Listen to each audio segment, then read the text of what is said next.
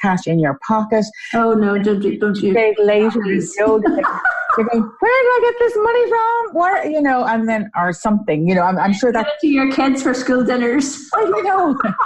Life happens, but it's just about the control, but also, it is about planning and conferencing.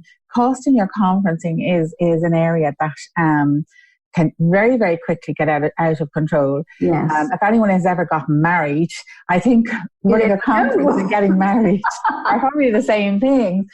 A lot of people, although, yeah. So anyway, but you have, on the day of the conferencing, you're giving out a lot of that money to the hotel, to the venue, to the meals, all of that money. So many things, yeah. And if you don't have control of that's so overwhelming. Yeah. And also a huge amount of work has gone in there. So you do want to get paid. And if you get your numbers wrong, it's your payment that's going to get short. The money has to come out of your payment. Yeah. Everybody else will still get paid, obviously. Oh yeah, you pay yourself last. So you really do want to write down everything, write down the fees for the ticket fees. That catches some people out as well. When you're just keeping a tight margin there, the fees can be substantial depending how you get paid, and just kind of factoring in those little things.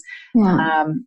And then obviously the more you've learned so much now as well from running previous conferences. Yeah. You have it all down to an easy down to pat. Yeah, exactly. Yeah. No, definitely, and it's interesting. Like we're talking about conferences a little bit. Yes, I think that having the experience of having run smaller events previously helped me enormously when it came to figuring out the accounts for doing a conference. Yeah, definitely. And I think that's where people, like, nobody just starts your business and goes, right, I'm going to do a conference. Well, hopefully they don't. But some people do. Maybe some people do. So let's look at, you talked about, when you were talking earlier, you talked about the 6-figure and the 7-figure business thing. So I would see a lot of that online where people, I'm not sure they're allowed to do it anymore on Facebook. You don't see the ads anymore of people saying that they have a 6-figure business or a 6-figure launch or whatever. And I know enough now about this business or this industry that someone could turn around and say, yes, I have had a 6-figure launch of my course, which means they've had over £100,000 in sales of their course. Mm-hmm. And what they're not telling everybody is they've spent $60,000 on advertising and another $20,000 on affiliate sales. Yeah. And actually, at the end of the day, the thing that they have spent the last 6 months building and creating and promoting, they might walk away with, if they're lucky, a couple of thousand in their pocket. I mean, there is that, and that is, but I suppose one of the things I don't like about it, and I don't think people purposely go out to, well, most people don't go out to dupe anyone. Most people don't. Okay, so it's just where your focus is. So if your focus is on sales, I mentioned it earlier on about 100,000 euro business. So if I have a 50,000 euro business and then I want to grow that to 100,000, there's an awful lot of man hours. That doesn't happen overnight. That's a lot of hard work to double your revenue. And so in theory, your profit should double. Right. The reality of it is it's not, because in order to, one of the things I like to say is if you're going around, I live in Dublin, if you're going around Dublin and taking buses to all your meetings and you're trying to double your revenue, time becomes squashed. So all of a sudden, instead of going on the bus, I'm going to take a taxi because I haven't got time to wait for the bus. Okay. And if you spiral that into your business, when you're trying to double your revenue, your costs, if they're not being managed properly, will skyrocket. Yeah. What ends up happening, you might double if you have a good enough service and a good enough team around you, you might be able to double your revenue over a short period of time, but your costs will eat away at your profit. Yes. So you end up getting a lot more. You're actually working a lot less you're working a lot more for a lot less.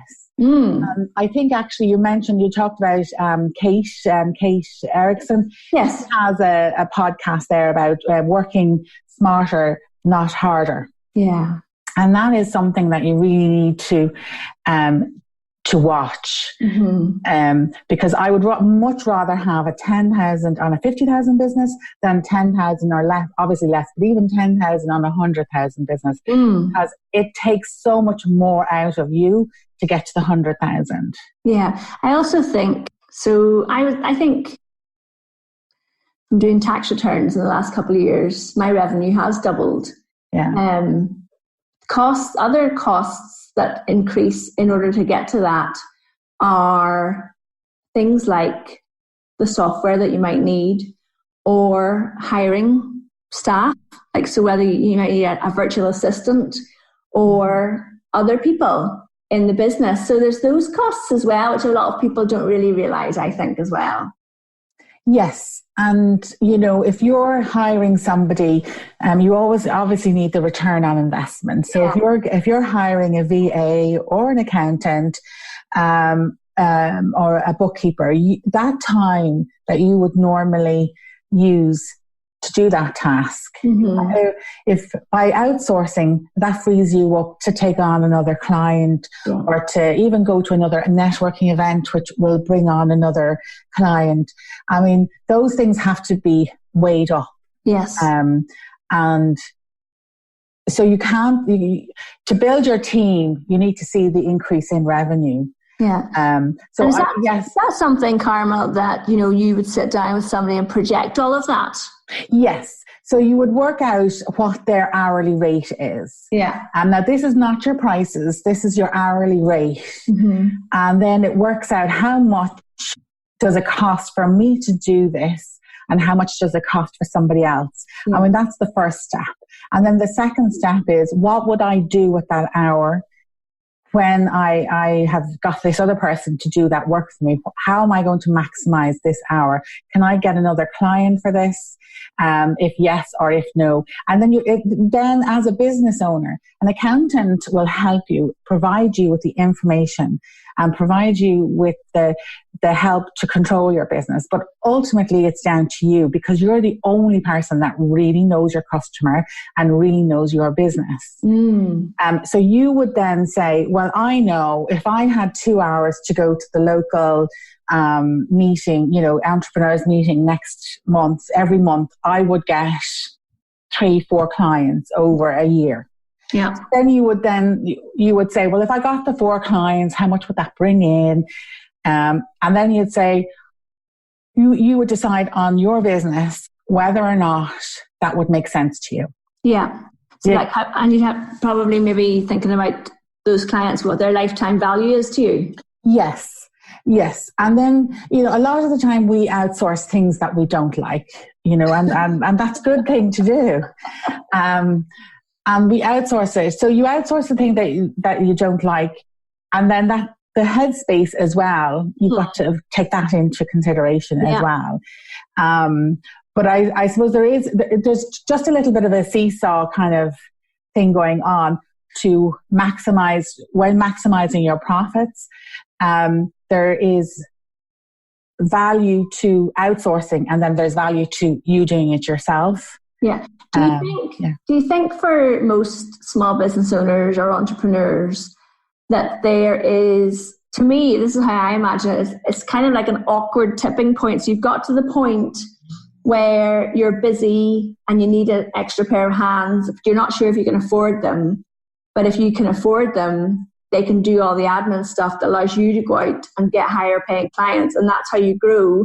But I think a lot of us are just too scared to make that jump, because for multiple reasons. For some of us work on our own and don't want anyone else in the business. Some of us, I know a lot of people are scared of taking on somebody because they think, well, what if I can't pay them at the end of the month? There's lots of different mindset things around that. Would you agree? Oh, yes, definitely. Now, that would be one of the jobs then of your monthly management accounts, is that would monitor that. So how you would know then when you're ready to start thinking about outsourcing is if your revenue hasn't grown over the last few months, and then you're comparing it to your revenue over the last at the same period the previous year. Yeah. Then you know something isn't working. So you're not actually growing. So then that would prompt you then to start looking at outsourcing. Right. Because something would have to change for you to get to the next level, to get to the next step. And that's when you would look at the outsourcing.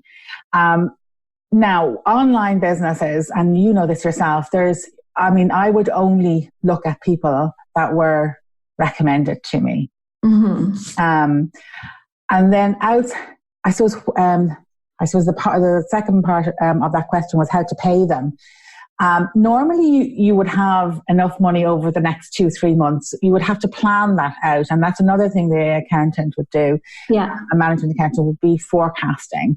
So they would look at where you are now, and then you should always know what bills you have coming up.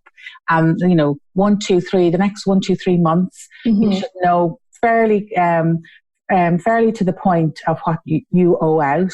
And the next 3 months, it's a little bit more ambiguous. And then 9 months, 12 months, it's, that possibly could change a lot. But you should definitely know today everything that you're spending out in September. So you should never have a problem. A VA or somebody like that would be a regular cost. So you should have that in your budget. Yes. And you should know, equally, you should know September if I don't know if I have enough work for them in November. I don't know if I have enough work for them in December. Something has to change this month. And then at least you have it, so you can give your VA a month, 2 months notice to say, I'm not going to need you in December. So that they'll know and they'll be able to compensate for that. If that's how it was going. You always know what you're paying coming up. Well, I always know what my tax bill's due. Yeah, unfortunately, we all know that. Yeah. Sorry. Carmel, how did you get into this? Because you mentioned briefly that you worked in corporate before. What did you do before this? So I've always worked sort of like in corporate in industry. I started off doing the accounting technician, and then I went through the Chartered Institution Management Accountants. And then I've just always worked in different industries. So I've worked in printers, I've worked in technology companies, all different areas, because this is the thing about the management accounting. It's the same all over the world. The system is the same. It's not like tax. Tax differs country to country, but the management accountants are all accounting is always the same. So it didn't matter what country I was in, or what industry. So how come you set up? Because your business is not that old. Sure, it's not. No. I worked with a company in Dublin for 11 and a half years, and I loved it, absolutely loved it. But I was there for 11 and a half years, and I kind of wanted something new and something different. And I just started going online and seeing different people, what they were doing, and it seemed very, very exciting. And so I've kind of done a really, really long goodbye with the company that I'm working with. And I've been, so for the last 2 years, it's kind of been in development. And then the company, I'm still kind of doing this a couple of days a week, but which is going to stop now in the next couple of weeks. Oh, wow. And I've just developed clients. I've worked with clients. I've developed an online course. And then I'm looking then to do workshops like the one we'll be doing hopefully in the next few months. Yeah, we will. Yeah. And just really listening to them and understanding that I'm so passionate about the numbers, because I understand what decisions you can make from them and how it eases your life when you have these numbers to work from. And it just really, really surprised me how little people knew were putting into, how much little effort people were putting into the numbers in their business, and that they're struggling with so many things that simple techniques would be able to help them. So that's kind of developed from there. It's really interesting because I mean, I'm listening to you say that,